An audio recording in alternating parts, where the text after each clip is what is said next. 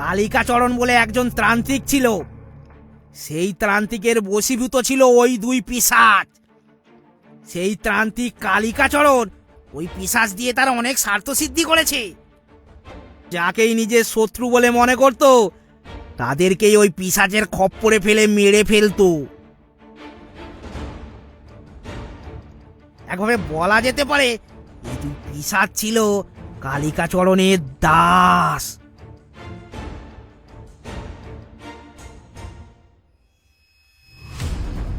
কালিকাচরণ তার বৃদ্ধ অবস্থায় উপলব্ধি করে সে ওই পিশাচ দিয়ে অনেক মায়ের কোল খালি করেছে, অনেক সংসারের কর্তাকে সে মেরে ফেলেছে। তাই শেষ বয়সে গিয়ে সে ঠিক করে ওই পিশাচকে একেবারে ধ্বংস করে দেবে। কিন্তু সে সময় কালিকাচরণের শিষ্য ছিল তিলকনাথ নামের এক ব্যক্তি। ততদিনে তিলকনাথ কালিকাচরণের থেকে নিম্নমার্গের তন্ত্র সাধনায় যথেষ্ট পারদর্শিতা লাভ করেছিল।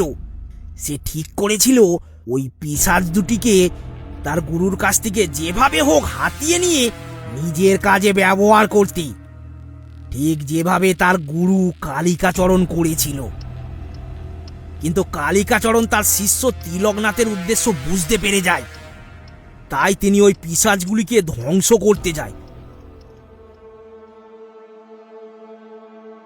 কিন্তু ওই পিশাচ ধ্বংস করার জন্য প্রয়োজন ছিল একটা বিশেষ প্রকার হোমের।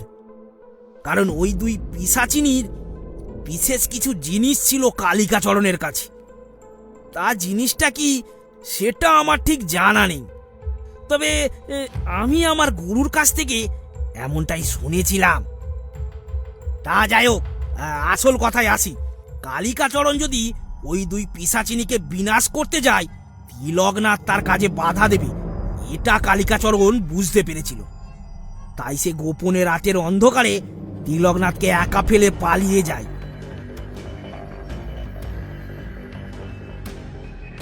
কালিকাচরণ কোনোভাবে তোদের এই গ্রামে এসে ওই পিশাচিনীর আত্মাকে কোনো জায়গায় লুকিয়ে রেখে দেয়।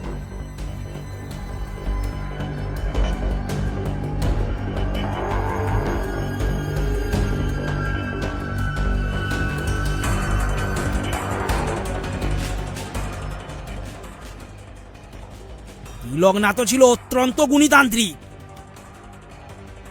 তাই সেও তন্ত্র সাধনার মাধ্যমে জানতে পেরেছিল তার গুরু কালিকাচরণ আসামের নীলগিরি পর্বতের নিচে ডেরা জমিয়েছে।